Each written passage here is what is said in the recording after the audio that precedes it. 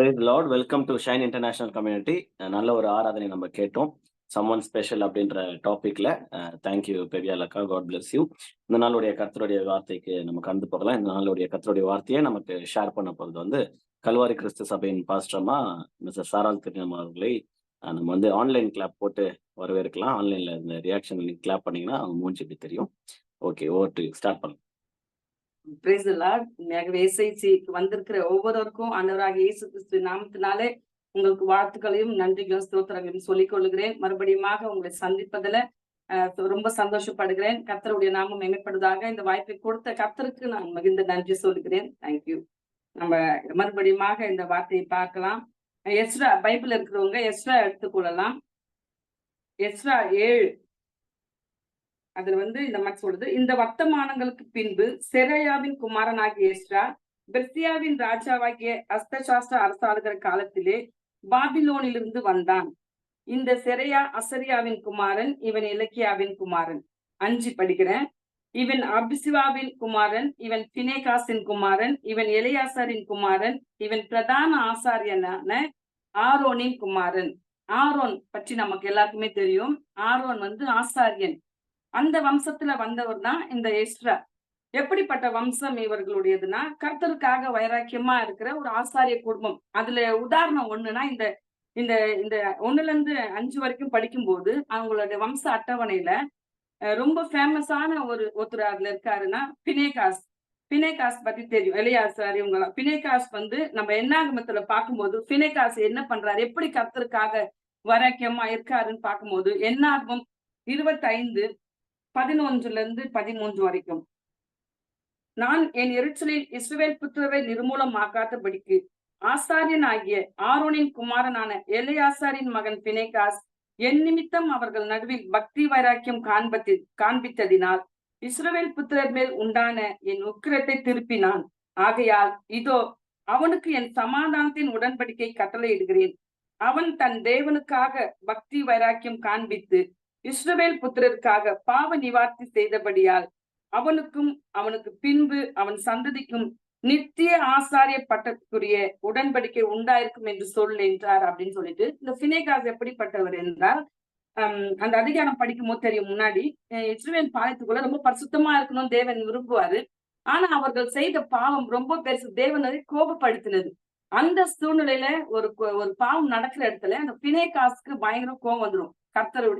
கர்த்தருக்காக அவர் என்ன பண்றாரு, எழும்பி ஈட்டி எடுத்து குத்தி போட்டுருவார். அவ்வளவு கர்த்தருக்காக வைராக்கியம் பாராட்டுகிற ஒரு மனிதனா அவர் இருக்கார். ஒரு ஆசாரிய குடும்பத்துல இருந்து அவர்கள் வராரு. காட் அவங்களை சூஸ் பண்ணி, இவர்கள் தான் ஆசாரிய குடும்பம், இவர்கள் தான் இதை செய்யணும் அப்படின்ட்டு அவர் சூஸ் பண்ணி வழிநடத்தி வரும்போது, அதுல இருந்து ஒரு சிலர் இந்த மாதிரியாக கர்த்தருக்காக எப்படி பக்தி வைராக்கியம். ஒரு பாவம் நடக்குது தேவனுடைய சபையில, தேவன் இருக்கிற வாசம் பண்ணுகிற இடத்துல பாவம் நடக்குதுன்னா பார்த்துட்டு சும்மா இருக்க கூடாது. ஆசாரியன் அப்படின்னு அவனுக்குள்ள அந்த கர்த்தருடைய பக்தி வைராக்கியம் இருக்கும்போது அவர் என்ன பண்றாருன்னா ஏஞ்சி குத்தி போட்டுறாரு. அதனால அவர் என்ன சொல்றாரு, தேவன் அவர்கள் நடுவில் பக்தி வைராக்கியம் காண்பத்தினா என் நிமித்தம் தேவனுக்காக நான் பக்தி வைராக்கியம், என்னை சுற்றிலும் நிறைய இடங்கள்ல நான் போக வேண்டியிருக்கு, நம்ம கூட நிறைய இடங்கள்ல மற்றவங்களோட பேச வேண்டியிருக்கு, பழக வேண்டியிருக்கு. எங்க போனாலும் ஆண்டவர் நிமித்தமாக நான் பக்தி வைராக்கியம் காண்பிக்கிறேனா, நான் தனித்து தெரிகிறேனா, எல்லா இடத்துல இல்ல அவங்க கூடவே சேர்ந்து இணக்கமா எல்லாவற்றையும் செய்கிறேனா, இல்ல கர்த்தருக்காக நான் பக்தி வைராக்கியம் காண்பிக்கிறேனா என்பதை பார்க்கணும். அப்படி காண்பிக்கும் போது காட் என்ன பண்றாருன்னா, ஒரு உடன்படிக்கை, பிரித்தெடுக்கப்பட்ட மக்களா இருக்கணும். எங்க போனாலும், யார் கூட பழகினாலும், எங்க இருந்தாலும் நம்ம பிரித்தெடுக்கப்பட்ட மக்களா இருக்கும்போது அவர் என்ன பண்றாருன்னா உடன்படிக்கை, சமாதானத்தின் உடன்படிக்கை போடுறாரு. அவன் எதனாலனா தேவனுக்காக பக்தி வைராக்கியம் காண்பித்ததினால அவனுக்கும் அவனுக்கு பின்பு அவன் சந்ததிக்கும் நித்திய ஆசாரிய பட்டத்துக்குரிய உடன்படிக்கை உண்டாயிருக்கும். நித்தியமா ஒவ்வொருத்தரையும் காட் இது பண்றாரு. அவங்க அதை காண்பிக்கும் போதுதான் அந்த சந்ததிக்கு அந்த ஆசீர்வாதங்கள் கடந்து போகுது. அப்ப நம்ம சந்ததி, நான் எப்படி இருக்கேன், என் சந்ததிக்கு அந்த விதமான ஆசீர்வாதங்களை நான் வைக்கிற மகனா இருக்கேனான்னு பார்க்கணும். அப்போ அப்படிப்பட்ட ஒரு குடும்பத்துல இருந்து வருகிறவர் தான் இந்த எஸ்ரா. அந்த பக்தி வைராக்கியத்துல இருந்து பின்னணியில வருகிறவர் தான் இந்த எஸ்ரா. 6ஆம் வசனம் படிக்கலாம். எஸ்ரால 7:6 இந்த எஸ்ரா இஸ்ரவேலின் தேவனாகிய கர்த்தர் அருளிய மோசேயின் நியாயப்பிரமாணத்திலே தேறின வேத பாரகனாய் இருந்தான். அவனுடைய தேவனாகிய கர்த்தருடைய கரம் அவன் மேல் இருந்ததினால் அவன் கேட்டவைகளை எல்லாம் ராஜா அவனுக்கு கொடுத்தான் அப்படின்னு சொல்லிட்டு பாக்குறோம். ஆக்சுவலா இந்த 7:1 பார்க்கும்போது அவர் எங்க இருந்து வராரானா பாபிலோன்ல இருந்து வராரு அப்படின்னு சொல்லப்பட்டிருக்கு. பாபிலோன்ல சிறைப்பிடிக்கப்பட்டு அடிமையா போன இடம். அங்க பாபிலோன் எப்படிப்பட்ட இடம்ட்டு நிறைய நம்ம வேத வசனங்கள்ல படிக்கிறோம். பாவம் நிறைந்த இடம், லக்ஸரியான வாழ்க்கை, வேசித்தனம் நிறைந்த இடம். அப்படிப்பட்ட இடத்துல இருந்து வந்த எஸ்ரா எப்படி இருக்கிறார்? கர்த்தர் அருளிய மோசையின் நியாயப்பிரமாணத்துல தேறின வேத பாரகனா இருந்தார்.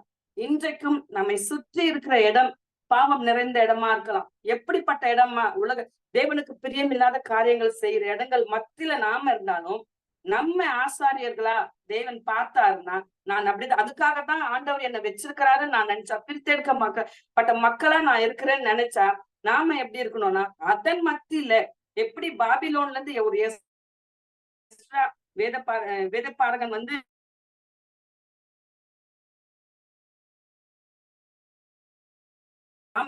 இந்த உலகத்துலதான் நம்ம வாழணும். ஆனா அதன் மத்தியில ஆண்டவருக்காக பக்தி வராக்கியம் அந்த வேதத்துல தேறினவர்களா நம்ம இருக்கிறோமா அப்படின்ட்டு பாக்கணும். அப்ப இந்த பாவம் நம்மை மேற்கொள்ளாதபடி அந்த எப்படி பாபிலோன்ல இருந்து அவர் வராரு, வேதப்பாரகத்துக்கு தேறினவராய். வேதப்பாரகன்னா என்னன்னா வேதத்தை எழுதுகிறவர்கள் அந்த காலகட்டங்கள்ல. ஃபர்ஸ்ட் வேத பாரகர்னா எஸ்ரா தான். பைபிள்ல பழைய ஏற்பாடுல நியாயப்பிரமாணத்தை மோசை நியாயப்பிரமாணத்தை எழுதுகிறவர், ஃபுல்லாவே எழுதுவார். அப்ப அவர் எல்லாவற்றிலும் வந்து தேறின வேத பாரகரா இருந்தார் அப்படின்னு சொல்லிட்டு பாக்குறாரு. 9:10 ராஜா எல்லாவற்றையும் அவனுக்கு கொடுத்தாராம். எதுனா அவர்கள் தேவாலயத்தை கட்டுறதுக்காக அங்க இது போறாங்க. அதற்கு எல்லாவற்றுக்கும் 9:10 பார்க்கும்போது 1ஆம் மாதம் 1ஆம் தேதியிலே அவன் பாபிலோனிலிருந்து பிரயாணமாய் புறப்பட்டு 5ஆம் மாதம் 1 தேதியிலே தன் தேவனுடைய தயவுள்ள கரம் தன்மேல் இருந்ததினால் எருசலேமுக்கு வந்தான். கர்த்தருடைய வேதத்தை ஆராயவும் அதன்படி செய்யும் இஸ்ரவேலிலே கட்டளைகளையும் நீதி நியாயங்களையும் உபதேசிக்கும் எஸ்ரா தன் இருதயத்தை பக்குவப்படுத்தி இருந்தான். அப்போ மெயினா என்ன பண்ணணும்னா, நான் வேதம் படிக்கணும், நான் ஆண்டவருக்குள்ள வைரக்கமா இருக்கணும், நான் ஆண்டவருடைய காரியத்தை செய்யணும்னு முதலாவது எங்க தோன்றுனா நம்ம இருதயத்துலதான் தோன்றணும். அதுதான் இருதயத்துல பக்குவப்படுத்தி இருக்காரு. இருதயத்தை எதுக்காகனா வேத வாசிக்கணும், தியானிக்கணும், அதன்படி செய்யணும். அதன்படி செஞ்சு அதை வந்து கட்டளைகளும் நீதி உபதேசிக்கணும். அப்ப நாம எப்படி இருக்கிறோம்? கர்த்தர் நமக்கு எல்லாவற்றையும் கொடுத்திருக்காரு. எல்லாவற்றையும் கற்றுக்கொண்டிருக்கிற நாம் எப்படி இருக்கிறோம்? வேதத்துல தேறினவர்களா இருக்கிறோமா? அதன்படி செய்யறோமா? ஆராயிறாராம். ஒவ்வொரு நாளும் வேதத்தை ஆராயிரோமா? அதன்படி செய்யறோமா? கட்டளைகளின் நியாயங்களும் உபதேசிக்கிற அளவுக்கு நம்மளை கர்த்தர் வைத்திருக்கிறார். எஸ்ரா தன் இருதயத்தை பக்குவப்படுத்திருந்தா. அப்போ ஒவ்வொரு நாளும் வேத வாசிப்பு, தேவனுடைய காரியங்களை ஆராய புதிய ஏற்பாடுனா ஈஸி, பழைய ஏற்பாடு எடுக்கிறது வந்து ரொம்பவே கஷ்டம். ஏன் தெரியல, இதுதான் பேசணும் அப்படின்னு சொல்லிட்டு எனக்கு ஒரு வாரமாவே இருந்துச்சு. நான் வேற இடத்துல செர்பாவேல் பத்தி, ஆனா எஸ்ராவை பத்தி எடுக்கணும்னு சொல்லிட்டு வந்தது. அப்போ கர்த்தருடைய வேதத்தை எப்படி நம்ம தியானிக்கணும், அவருடைய வார்த்தை எப்படி முக்கியப்படுத்தணும், எப்படி நம்ம இது பண்ணணும். அப்போ அதுதான் அடுத்தது பார்க்கும்போது அவர் சொல்றாரு இப்போ அதுதான் இப்ப இருதயத்தை பக்குவப்படுத்தி இருந்தான் அப்படின்னு. சரிங்க, நீங்க சொல்லலாம் அவர் ஆசாரியனுங்க, ஆசாரியர்கள் செய்யறாங்க. இப்ப ஆசாரியர்கள்னா வேதத்தை அதேதான் பண்ணணும், ஆசாரியர்னா வேதத்தை ஆராயணும், அதன்படி உபதேசிக்கணும். நாங்களாம் என்ன பாஸ்டருங்களா?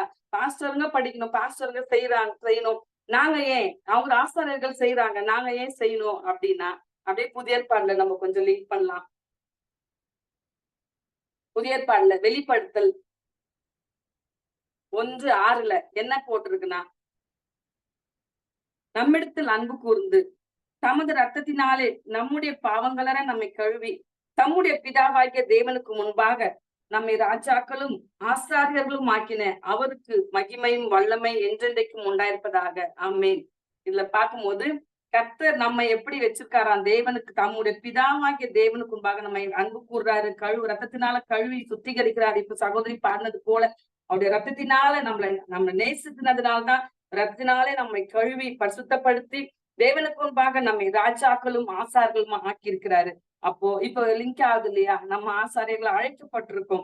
அப்ப மறுபடியும் 1 பேதுரு 2:9 பார்க்கும்போது, நீங்களோ உங்களை அந்தகாரத்தினின்று தம்முடைய ஆச்சரியமான ஒளியினிடத்திற்கு வரவழைத்தவருடைய புண்ணியங்களை அறிவிக்கும்படிக்கு தெரிந்து கொள்ளப்பட்ட சந்ததியாயும் ராஜரிகமான ஆசாரிய கூட்டமாயும் பரிசுத்த ஜாதியாயும் அவருக்கு சொந்தமான ஜனமாயும் இருக்கிறீர்கள் அப்படின்னு. அப்ப எப்படி தெரிஞ்சிருக்கிறாரு நம்மள? எதற்காக தெரிஞ்சிருக்கிறாருன்னா, ஒவ்வொருவர் மேலும் விழுந்த கடமை சுவிசேஷம் அறிவிப்பதுன்னு இதுல அழகா தெரியுது. ஏன்னா அதனாலதான் நம்மள இருளிலிருந்து எடுக்கிறாரு, பாவத்திலிருந்து மீட்டு எடுத்திருக்காரு. எதற்காகனா அவருடைய ஒளியை மற்றவர்களுக்கு புண்ணியங்களை அறிவிக்கணும். அப்போ நான் அறிவிக்கணும்னா எனக்கு முதலாவது வேதம் தெரியணும். ஆண்டவரை ஆண்டவருக்குள்ள அந்த உறவுல நான் இருக்கும் போதுதான் அவருடைய அன்பை மற்றவர்களுக்கு சொல்ல முடியும். நானே அதை செய்யாத மற்றவர்கள் கண்டிப்பா எதையும் சொல்ல முடியாது. அந்த அன்பை நான் ருசி பார்க்கும் போதுதான் அது அவரை பற்றி மற்றவர்களுக்கு சொல்ல முடியும். அப்போ என்னை ஆண்டவர் அவருடைய புண்ணியங்களை அறிவிக்க, அவரு எனக்கு செய்கிற நன்மைகளை, என்னை தெரிந்து கொண்ட விதத்தை, என்னை ரட்சித்த விதத்தை நான் எப்படின்னா தெரிந்து கொள்ளப்பட்ட சந்ததியா சூஸ் பண்றாரு. நம்மளை தனித்து பிரித்தெடுக்கப்பட்ட பிள்ளைகளாய் வைத்திருக்கிறாரு. ராஜரிகமான ஆசாரிய கூட்டமா வச்சிருக்கிறாரு. ஆசாரியன்னா ரொம்ப பரிசுத்தம் பழைய ஏற்பாடுல. ஆனா இப்ப ஆண்டவர் நம்மளை ஒவ்வொருவரையும் அவருடைய ரத்தத்தின் மூலமா கழுவி சுத்திகரித்து ஆசாரிய கூட்டமாய் பரிசுத்த ஜாதியாயும் அவருக்கு சொந்தமான ஜனம் வைத்திருக்கிறார். அப்ப நாம என்ன பண்றோம்? நம்மை ஆசாரியராய் வச்சிருக்காரு. அப்போ அவருடைய புண்ணியங்களை அறிவிக்கணும்.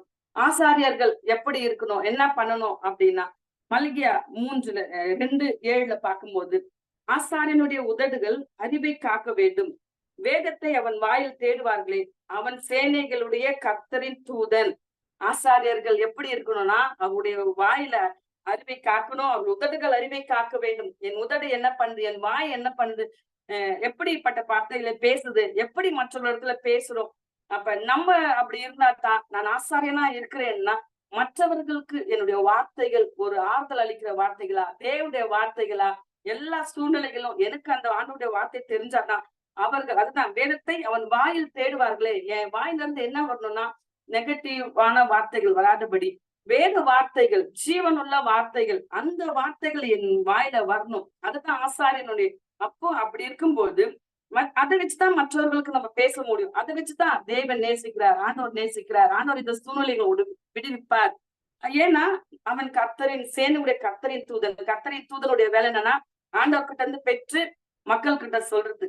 அப்ப ஆண்டவர் நம்மளை எப்படி பார்க்கிறார், ஒரு ஆசாரியன் எப்படி இருக்குன்னா, கர்த்தருடைய வார்த்தைகளை நான் டெய்லி உட்கொண்டு அதுல நான் மூழ்கி அதுல நான் களி கூறும் போதுதான் அந்த வார்த்தைகளை கொண்டு மற்றவர்களுக்கு சொல்ல முடியும், மற்றவர்கள் பேச முடியும். ஏன்னா நம்மளுடைய சொந்த வார்த்தைகளை பேசினா ஒருபோது பிரயோஜனம் இல்லை. உண்மையாகவே எங்க வீட்டு சைடுல சாயந்தரம் ஒரு டெத், எனக்கு ரொம்ப சாயந்தரத்துல இருந்து மனசு கஷ்டம். ஏன்னா ஐயோ நம்ம பகுதியில இருக்காங்களே, நம்ம சத்தியம் சொல்லியிருக்கோம், வீடு வீடா போயிருக்கோம், மிஸ் பண்ணிட்டோமோ, சொல்லலையோ அப்படின்ற ஒரு பாகம் அழுத்தி கொண்டே இருக்குது. என்ன சாயந்தரத்துல இருந்து சூசைட் பண்ணிட்டு அந்த மாதிரி நம்முடைய சுற்றிலும் மக்கள் இருக்காங்க. ஒரு நாள்னா ஒத்துருக்கிட்டேன்னா நம்ம கர்த்தருடைய காரியத்தை பேசுறோமா, எதை பேசுறோம், அந்த வாயில் ஆசாரியர்களா நம்மள தெரிந்து கொண்டிருக்கிற தேவன். ஆசாரியர்கள் பழைய பாடல உள்ள போக முடியாது, அப்படி இத கட்டி அனுப்புவாங்க உள்ள போகும்போது. ஏன்னா பாவம் செஞ்சு அங்கேயே மறுத்து போயிடுவார். அப்படிப்பட்ட பரிசுத்தம் உள்ள அந்த ஒரு பொசிஷனை கர்த்தர் இன்றைக்கு அவரு தன்னுடைய ஜீவனை கொடுத்து நம்மை ஆசார்கள் ஆக்கிறார்னா அது என்ன ஆயிடுச்சு இப்பனா அர்த்தமே இல்லாத போயிடுச்சு. ஒவ்வொருவரும் ஆசாரியனை அழைக்கப்பட்டிருக்கோமா, அப்ப அதுக்கேற்ற ஒரு வாழ்க்கை வாழ்றோமா, மற்றவர்களுக்கு ஆசாரியர்களா நம்ம சொல்றோமா கர்த்தருடைய காரியத்தை. நான் நடக்கிறேன்னா மற்றவர்களுக்கு அதை சொல்றேன்னா ஏன்னா கொஞ்சம் காலங்கள் கடைசியா போய்கொண்டே இருக்கிறது, அழிவின் காலங்கள் வந்து கொண்டிருக்கிறது. ஆனா அதுக்குள்ளாக நான் என்ன செய்து கொண்டிருக்கிறேன் அப்படின்னு பார்க்கணும். அப்போ சுவிசேஷம் என்பது எல்லார் மேலும் எழுந்த கடமை. ஆசாரியர்களா அழைக்கப்பட்ட ஒவ்வொருவருக்கும் நாம கண்டிப்பா சொல்லணும். மறுபடியும் எஸ்ரா 7 வரலாம். எப்படிப்பட்ட எஸ்ரா தான் 11-12 கர்த்தருடைய கற்பனைகளின் வார்த்தைகளிலும் அவர் இஸ்ரவேலுக்கு கொடுத்த கட்டளைகளிலும் படித்து தேறின வேத பாரகனாகிய எஸ்ரா எனும் ஆசாரியனுக்கு ராஜாவாகிய அர்த்தசாஸ்திரா கொடுத்த சன்னதின் நகலாவது. ராஜாவாகிய அர்த்தசாஸ்திரா பரலோகத்தின் தேவனுடைய நியாய பிரமாணத்தை போதிக்கிற உத்தம வேத பாரகனாகிய எஸ்ரா எனும் ஆசாரியனுக்கு பூர்ண சமாதானம் உண்டாக வாழ்த்து எழுதுறது என்னவென்றால், ஒரு ராஜா அவருக்கு என்ன பட்டம் கொடுக்கிறாரு பாருங்களேன். வேத பாரகனாகிய எஸ்ரா எனும் ஆசாரியன் ஃபர்ஸ்ட் இருக்கு. நான் இந்த இதுக்கு மெசேஜுக்கு கிட்ட சொன்ன டைட்டில் அதான் சொன்னேன், உத்தம ஆசாரியன் அப்படின்னு சொல்லிட்டு. ஏன்னா அதுல உத்தம வேத பாரகனாகிய எஸ்ரா என்னும் ஆசாரியனுக்கு பூர்ண சமாதானம் உண்டாவதாக அப்படின்னு ஒரு ராஜா சொல்றார். அப்ப இன்றைக்கு நம்மை பார்த்து ஆண்டவர் சொல்வாரா, நம்மை சுற்றி இருக்கிறவங்க சொல்வார்களா, உத்தம ஆசாரியர்களா இவர்கள் இருக்கார்கள், உத்தமமா இருக்காங்க. உத்தம ஆசாரியனை பற்றி பார்த்தோம். இப்ப நம்ம உத்தம ஆசாரியனா இருக்கேனா அப்படி, அதனாலதான் அந்த ராஜா வாழ்த்துறாரு, உத்தம ஆசாரிய வேத பாரகனாகிய எஸ்ரா அப்படின்னு சொல்லிட்டு. இப்ப நம்மை குறிச்சு பார்க்கும்போது நான் உத்தமன் அப்படின்னு சொன்னா நற்குணம் உடையவன், பெரும் மதிப்பு பெற்றவன், உயர்ந்தவன், மேலானவன், குட் மேன். அதுதான் குட், இங்கிலீஷ்ல வந்து குட் மேன், சுப்பீரியர் பர்சன் அப்படின்னு, பெரிய பெரிய ஆட்களுக்கு தான் சுப்பீரியர் பர்சன் அப்படின்னு சொல்லுவாங்க. அவ்வளவு மதிப்பு பெற்ற ஒரு வார்த்தை தான் உத்தமன். அப்ப நம்மை பார்த்து ஆண்டவர் கேட்கிறார், இன்றைக்கு நீங்க உத்தம ஆசாரியர்களா இருக்கீங்களா? அப்பதான் உத்தம ஆசாரியர்களுக்கு தான் என்ன கிடைச்சது அப்படின்னு சொல்லும் போது 7:20 இருந்து பார்க்கும்போது, பின்னும் உன் தேவனுடைய ஆலயத்துக்கு அவசியமாய் கொடுக்க வேண்டியிருப்பதை நீ ராஜாவின் கஜானாவிலிருந்து வாங்கி கொடுப்பாயாக.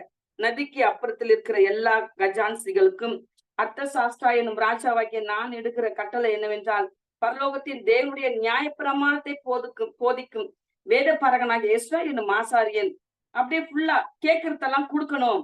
அதுதான் ஃபுல்லா அதுதான் வரும். 23 வரைக்கும் வந்து தேவனுடைய ஆலயத்துக்கு ஜாக்கிரதையாய் செலுத்தப்படும் வேண்டும் அப்படின்னு சொல்லிட்டு ராஜா சொல்றார். அப்ப தேவனுடைய நியாய பிரமாணத்தை போதிக்கும் வேத பரகன எஸ்ராக்கு எல்லாவற்றையும் ராஜாவாகிய அந்த அஸ்தா கொடுக்கிறார். இன்றைக்கு நம்முடைய ராஜா, உலக பிரகாரமான ராஜாவே ஒரு மனுஷனை பார்த்து இவர் உத்தமனா இருக்காரு, உத்தம வேத பாரகனா இருக்காரு அப்படின்னு சொல்லிட்டு அவர் ஆலயத்தை கட்டுறதுக்கு தேவையான எல்லாவற்றையும் கொடுக்கும் போது, நம்முடைய பரலோக பிதா, நம்முடைய ராஜாதி ராஜா நமக்கு தேவையானகளை கொடுப்பது அதிக நிச்சயம் அல்லவா? இதுதான் நான் பார்த்தேன். உத்தமனா இருக்கும் போது, உத்தம ஆசாரிய ஊழியம் செய்கிற ஒவ்வொருவரையும் கர்த்தர் பார்த்து கொண்டே அவருடைய கண்கள் பூமி எங்கும் உள்ளாவி கொண்டிருக்கிறது. அதன் மத்தியில நான் உத்தமனா இருக்கேனா, நான் வந்து ஆசாரிய வேலைகளை கரெக்டா செய்யறேனா, என்னை ஆண்டவர் தெரிந்து கொண்டது நோக்கத்தை நான் நிறைவேற்றி கொண்டிருக்கேன், நான் அந்த உலகத்துல வாழறது உலகத்துக்காக வாழறேனா, இல்ல அவருடைய வேலையை செய்யறதுக்கு என்ன தனியை பிரித்தெடுத்து எத்தனை மக்கள் ஆண்டவரை தெரியாம அழிஞ்சு போய் கொண்டிருக்கிறார்கள். அதன் மற்றில் என்னை தெரிந்தெடுத்த தேவனுக்கு நான் என்ன செய்து கொண்டிருக்கிறேன்? ஒரு நிமிஷம் நம்ம கண்டிப்பா அப்படி நான் யோசிச்சு செயல்படும் போது, எப்ப பார்த்தாலும் என்னுடைய பலவீனமோ என்னுடைய காரியங்களோ யோசிச்சு கொண்டு அப்படி அவருக்காக நான் இன்னைக்கு என்ன செய்யலாம், அவருக்காக என்ன பண்ணலாம், அவரு என்னை தெரிந்து கொண்டு ரட்சித்திருக்காரு, அபிஷேகித்திருக்காரு, அதை நான் வேஸ்ட் பண்ணக்கூடாது. ஐயோ என் உயிர் இருக்கிற காலம் வரைக்கும் அவருக்காக நான் ஏதாவது செய்யணும் அப்படின்ட்டு நம்ம செஞ்சு கொண்டிருக்கிறோமா? அப்படி நம்ம செய்யும் போது உத்தம ஆசாரியர்களாகிய நமக்கு கர்த்தர் கண்டிப்பா கொடுப்பாரு. ஏன்னா வசனம் சொல்லுது, சங்கீதம் 84:11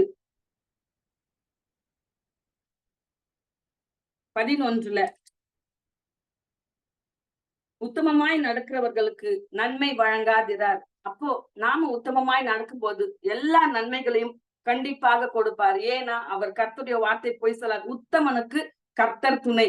ரொம்ப சிம்பிளுங்க. இந்த உலகத்துல யார் துணையா இருக்கிறாங்களோ, யார் துணையா இல்லையோ, அதுக்காக நம்ம கவலைப்படவே தேவையில்லை. கர்த்தர் ஒருவர் நம்முடைய துணையா இருக்கும் போது நம்ம எதை குறிச்சும் கவலைப்பட வேண்டிய அவசியமே இல்லை. ஏன்னா கண்டிப்பா சொல்வார் தேவன், உத்தமனா இருக்கியா, நான் உனக்கு துணையா இருக்கிறேன். உத்தமனா இருக்கிறியா, உத்தமமாய் நடக்கிறியா, கண்டிப்பா உனக்கு நன்மையை நான் செய்யாம இருக்க போக மாட்டேன் அப்படின்னு சொல்லி. ஏன்னா பொய் சொல்ல தேவன் மனுஷன் அல்ல, மனம் மாற மனப்புத்திரன் அல்ல. அப்போ அவர் சொல்லிட்டாருன்னா கண்டிப்பா செய்வார். அப்போ நாம யோசிக்க வேண்டியதுதான், நான் ஆசாரியனா இருக்கிறேனா, உத்தம ஆசாரியனா இருக்கிறேனா, நல்ல ஒரு இது மேலான ஒரு சிந்தை உள்ளவர்களா நம்ம இருக்கிறோமா அப்படின்னு பார்த்து நம்ம நடக்கும்போது. ஏன்னா வசனம் சொல்லுது, யோபு பைபிள்ல சொல்லுது, உத்தமனும் சன்மார்க்கனும் தேவனுக்கு பயந்து பொல்லாப்புக்கு விலகுறோம். ஆனா அவன் எல்லாவற்றையும் இழக்கப்பட்ட சூழ்நிலை. ஆனாலும் அதன் மத்தியில தன்னுடைய உத்தமத்தை விட்டு விலகல அவரு. அதனாலதான் ஆண்டவர் அவருக்கு என்ன பண்றாரு, ரெட்டிப்பான ஆசீர்வாதங்கள் கொடுக்குறாரு. எந்த சூழ்நிலை எது நம்முடைய வாழ்க்கையில் நடக்கலையோ, எது பரவாயில்ல இழந்தாலும், எது எனக்கு இல்லை என்றாலும் தேவன் என் கூட இருக்கிறார். ஏன்னா உத்தமனுக்கு கர்த்தர் துணையா இருக்கிறார். உலகம் எனக்கு துணையா இருக்க தேவையில்லை, மற்ற காரியங்கள் உலக செல்வங்கள் எனக்கு துணையா இருக்க தேவையில்லை. கர்த்தர் எனக்கு துணையா இருந்தால் கண்டிப்பாக எல்லாவற்றும் எந்த சூழ்நிலையிலும் நாம அவரை எப்படி யோபு தூஷிக்காம இருந்தாரோ, அது போல நாம் எல்லாவற்றிலும் நம்ம இருக்கும்போது அவரை பின்பற்றி உண்மையாய் வாழும்போது கர்த்தர் கண்டிப்பாக ரத்தத்தை எப்படி யோபுக்கு ரத்த தண்ணி ஆனா கண்டிப்பா நம்மையும் கர்த்தர் ஆசீர்வதிக்க வல்லவரா இருக்கிறார். ஏன்னா அவருக்கு ரொம்ப பிடிக்கிறதே அதுதான். நாத்தான் வேலை பார்த்து சொல்றாரு இயேசு கிறிஸ்து, கபடற்ற உத்தம இஸ்ரவேலன். அப்ப நம்மை பார்த்து சொல்வார் ஆண்டவர், கபடற்ற உத்தம ஆசாரியர்களா இவர்கள் இருக்கிறார்கள் இந்த உலகத்துல, அதுக்காகத்தான் இவங்களை நான் படைச்சேன் அப்படின்னு சொல்லிட்டு. அப்ப இந்த வேலையில நாம யோசிக்கலாம், ஆசாரியர்களா இருக்கிறேன், என்னை தெரிந்து கொண்டாரே ஆண்டவர், அவருடைய ஆசாரியத்துக்குரிய அந்த தகுதியோட நான் இருக்கிறேன்னா, அனுதினமும் தேவனுடைய உறவு எனக்கு காணப்படுதா, மற்றவர்களுக்கு நான் எப்படி எஸ்ரா அப்புறம் பாக்கணும், எப்படி எஸ்ரா மற்றவர்களுக்கு பிரயோஜனமா இருந்தாரோ. திருப்பி எஸ்ரால பாக்கலாம், லாஸ்டா படிச்சு முடிக்கலாம். அந்த எஸ்ரால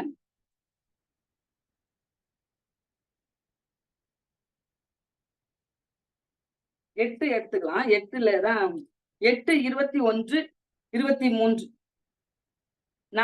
அப்பொழுது நாங்கள் எங்கள் தேவனுக்கு முன்பாக எங்களை தாழ்த்துகிறதற்கும் எங்களுக்காகவும் எங்கள் பிள்ளைகளுக்காகவும் எங்கள் சகல பொருட்களுக்காகவும் செவ்வையான வழியை தேடுகிறதற்கும் நான் அங்கே அந்த அகாவா நதி அண்டையிலே உபவாசத்தை கூறினேன் அப்படின்னு சொல்லிட்டு 23 அப்படியே நாங்கள் உபவாசம் பண்ணி எங்கள் தேவனிடத்தில் அதை தேடினோம், எங்கள் விண்ணப்பத்தை கேட்டருளினார். கண்டிப்பாக அவர் கேட்கிற தேவன். அதுதான் எதற்காக கேட்கிறாங்களா? தாழ்த்துக்கிறாங்க. ஃபர்ஸ்ட் எங்களுக்காகவும் எங்கள் பிள்ளைகளுக்காகவும் எங்கள் சகல பொருட்களுக்காகவும் செவ்வையான வழியை தேடுகிறதற்கும். இதுதான் 4 வேணும். முதலாவது தாழ்த்தணும், பிள்ளைகளுக்காக நம்முடைய குடும்பங்களுக்காக ஜெபிக்கணும், தேவைகளுக்காக நம்மளுடைய பொருட்கள் தேவைகளா ஜெபிக்கலாம், தேவைகள் செவ்வையான வழியை தேர்ந்து எல்லா சூழ்நிலையிலும் செவ்வையான சரியான வழியை தேர்ந்தெடுத்து அதன் வழியா நான் நடக்கணும் ஆண்டவரேன்னு சொல்லும் போது அப்ப அவங்க ஜெபத்தை என்ன பண்றாரு? கண்டிப்பா அவர் அழகா கேட்கிறாரு, எங்கள் தென் தேவனும் எங்கள் விண்ணப்பத்தை கேட்டறினார். சிம்பிள். அப்போ நாமளும் அப்படி உத்தம ஆசார்களா இருந்து என்ன ஜெபம் பண்ணும்போது கூட என்ன நம்மளுக்கு தேவை அதை மாத்திரம் அவன் அழகா 4 பாயிண்ட் வைக்கிறாங்க பாருங்களேன். தாழ்த்துறாங்க, பிள்ளைகளுக்கு எங்களுக்கு ஆண்டவரே எங்கள் பிள்ளைகளை ஆசீர்வதிங்க, எங்களுக்கு தேவையான பொருட்களை தாங்க, எங்களுக்கு செவ்வையான வழியில நல்ல வழியில நாங்க நடக்கணும், நல்ல இதோட வழி நடக்கணும் அப்படின்னு ஜெபிக்கும் போது அந்த ஜெபத்தை காட் என்ன பண்றாரு? அங்கீகரிக்கிறாரு. உடனே அதை அவங்களுடைய விண்ணப்பத்தை கேட்டறினார் போடுது. அப்போ இன்றைக்கு நாம எப்படி ஜெபிக்கிறோம் யோசிச்சு பார்க்கலாம். கர்த்தருக்காக பக்தி வரைக்குமா நாம இருக்கிறோமா? முதலாவது ஆசார்களாய் அழைக்கப்பட்டிருக்கிற நான் அதை நிறைவேற்றி கொண்டிருக்கிறேன்னா, ஒரு நாளில நம்ம லாஸ்ட் தூங்கும் போது கூட அவருக்கு பிரியமான நான் நடந்தேனா? யாருக்காவது இன்றைக்கு கர்த்தருடைய பிரியமா நடந்து மற்றவர்கள் சொல்லி இருக்கிறேனா? ஆசாரிய ஊழியத்தை அழைத்த என்னை அவருக்காக நான் இன்னைக்கு பிரயோஜனப்பட்டேனா அப்படின்னு ஒவ்வொரு நாளும் உலகத்துக்காக நம்மளுக்காக வாழ்ந்து கொண்டிருக்கிறோமே. ஒரு நாள்ல நான் யோசிச்சு பார்க்கும்போது நான் இதெல்லாம் செஞ்சிருக்கேன், நான் இன்னைக்கு ஆண்டவருக்காக இன்னைக்கு நான் என்ன செஞ்சேன் அப்படின்னு நம்ம கேட்கும் போது ஏன் ஆண்டவர் நமக்கு பதில் கொடுக்க மாட்டாருன்ட்டு கண்டிப்பா தெரியும். அப்ப நான் அவருக்காக செய்யும்போது அவர் பார்க்காம போகிறதற்கு அநீதி உள்ளவர் அல்லவே வசனம் சொல்லுது. அப்ப அந்த பிரயாசத்தை தேவன் மறந்து போகிறவர் அல்ல. அவருக்காக நம்ம செய்யும்போது கண்டிப்பாக நமக்காகவும் கண்டிப்பா அவர் எல்லாவற்றையும் செய்வார். அப்ப அவருடைய கர்த்தர் நமக்கு செய்யறாருன்னா நம்ம கர்த்தருக்காக வைராக்கியமா வாழணும், அவருடைய ஊழியத்தை செய்யணும், உத்தமர்களா இருக்கணும், நம்மளுக்கு தேவையான காரியங்களுக்காக ஜெபித்து தேவனிடத்துல இருந்து பெற்றுக்கொள்ளும் போது கர்த்தர் கண்டிப்பாக நம்மளுடைய காரியங்களை வாக்கி செய்வார், நம்மளுடைய ஜெபங்களுக்கு பதில் கொடுப்பார். அப்ப நம்ம கர்த்தருக்காக வைராக்கியமா எத்தனையோ பேர் சுற்றிலும் பாருங்க, போங்க ரோட்ல போகும்போது நம்மளாண்ட எத்தனை பேர் இன்றைக்கு பேசுறாங்க, அவங்க கிட்ட இயேசுவின் அன்பை எதனா ஒண்ணு எனக்கு ஆண்டவர் இதை செஞ்சாரு அப்படின்னு சொல்லியிருக்கோமா? என்ன காரியங்கள் பேசிக் கொண்டிருக்கோம் அப்படின்னு நம்ம பார்க்கலாம். எவ்வளவு காரியங்கள் வீணான காரியங்கள் பேசுறோம். கர்த்தருடைய காரியத்தை நான் என்ன பேசுறேன், இன்னைக்கு ஆண்டவருக்காக நான் என்ன செஞ்சேன், ஒவ்வொரு நாளும் அதை யோசிக்கும் போது கண்டிப்பா அந்த உத்தம ஆசாரியர்களாய் நம்மளை ஆண்டவர் மாற்றி அந்த காரியங்கள் எதுக்கு ஆண்டவர் எப்படி ஒரு ராஜா தேவையான எல்லாவற்றையும் கொடுத்தாரு. நீங்க சொல்லலாம் ராஜா எஸ்ரா ஆலயத்தை கட்டினாரு, நான் எதை கட்டுறதுன்னா தேவனுடைய ராஜ்யத்தை கட்டத்தான் நம்மள வச்சிருக்காரு.